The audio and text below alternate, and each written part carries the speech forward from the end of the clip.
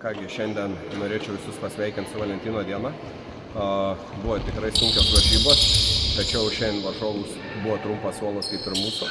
Tai tiesiog antroje pusėje pritrūko jėgų, pritrūko žmonių, nes šiandien nebuvo poros pagrindinių pas juos aukštų.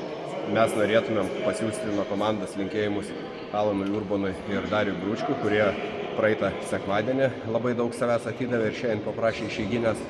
Tai džiaugiamės, kad pavyko laimėti ir patekti į pusfinalį, bet varžovai tikrai nebuvo kaip 8 komanda. Norėčiau pasakyti, kad manau, kad su bet kuria kita komanda jie turėtų labai daug šansų patekti į Final Four ir su mumis nedaug trūko, vos neprisižaidė.